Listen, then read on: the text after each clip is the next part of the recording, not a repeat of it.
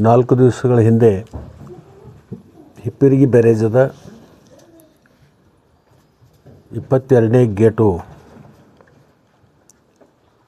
ನೀರಿನ ಒತ್ತಡಕ್ಕೆ ಮಣಿದು ಅದು ಕಿತ್ತು ಹೋದಂಥ ಸಂದರ್ಭದಲ್ಲಿ ಸುಮಾರು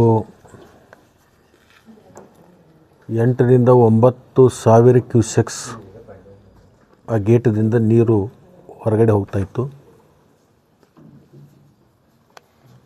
ಕೃಷ್ಣಾ ದಂಡೆ ಮೇಲಿರ್ತಕ್ಕಂಥ ಜಮಖಂಡಿ ತಾಲೂಕು ಇರ್ಬೋದು, ಅಥಣಿ ತಾಲೂಕು, ಕಾಗವಾಡ ತಾಲೂಕು, ಚಿಕ್ಕೋಡಿ ತಾಲೂಕು, ರಾಯಬಾಗ ತಾಲೂಕು,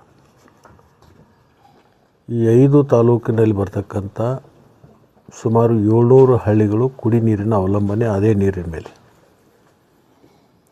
ಎರಡೂ ಬದಿಗೆ ಸಾಕಷ್ಟು ನೀರಾವರಿ ಇರೋದರಿಂದ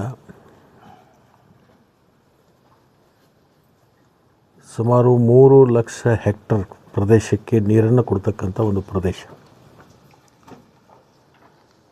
ಅದರಿಂದ ಭಾಳ ಆತಂಕಕ್ಕೊಳಗಾಗಿದ್ರು ಎಲ್ಲ ರೈತರು. ನಮ್ಮ ನೀರಾವರಿ ಇಲಾಖೆ ಅಧಿಕಾರಿಗಳು ಭಾಳಷ್ಟು ಹಗಲು ರಾತ್ರಿ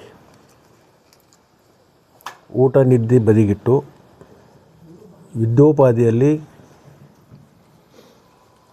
ಕಾರ್ಯವನ್ನು ಮಾಡಿದ್ದಾರೆ. ಹೊಸಪೇಟೆಯಿಂದ, ಹೈದರಾಬಾದ್ದಿಂದ ಮತ್ತು ಮಹಾರಾಷ್ಟ್ರದಿಂದ ಕೆಲವೊಂದು ತಜ್ಞರನ್ನು ತಂದುಕೊಂಡು ಇಲಾಖೆ ಎಲ್ಲ ಅಭ್ಯಂತರಗಳನ್ನು ಕರೆಸಿಕೊಂಡು ಅದರ ನೇತೃತ್ವವನ್ನು ನಮ್ಮ KNLದ ವ್ಯವಸ್ಥಾಪಕ ನಿರ್ದೇಶಕರು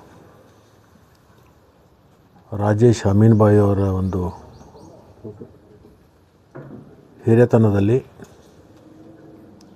2 ದಿನಗಳ ಕಾಲ ಹಗಲು ರಾತ್ರಿ ಕಾರ್ಯವನ್ನು ನಿರ್ವಹಿಸಿ ಪುನಃ ಗೇಟ್ಗಳನ್ನು ಅಳವಡಿಸಿ TB ಡ್ಯಾಮ್ದಲ್ಲಿ ಯಾವ ಥರದಿಂದ ಆತಂಕ ಆಗಿತ್ತೋ ಅದೇ ಥರದಿಂದ ಕೃಷ್ಣಾ ದಂಡೆಯಲ್ಲಿರ್ತಕ್ಕಂಥ ಹಿಪ್ಪರಗಿ ಅಣೆಕಟ್ಟದ ಆ ನೀರಿನ ಫಲಾನುಭವಿಗಳಿಗೆ ಎಲ್ರಿಗೂ ಕೂಡ ಆತಂಕ ಆಗಿತ್ತು. ನಾನು ಅಭ್ಯಂತರಗಳನ್ನು, ತಜ್ಞರನ್ನು ಮತ್ತು ವಿಶೇಷವಾಗಿ ವ್ಯವಸ್ಥಾಪಕ ನಿರ್ದೇಶಕರನ್ನು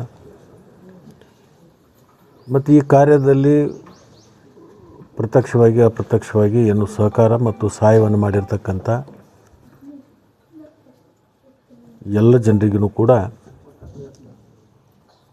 ನಾನು ಅಖಂಡ ಈ 4 ತಾಲೂಕಿನ ರೈತರ ಪರವಾಗಿ, ಸಾರ್ವಜನಿಕರ ಪರವಾಗಿ ಅವರಿಗೆ ಅಭಿನಂದನೆಗಳನ್ನು ಹೇಳ್ತೀನಿ.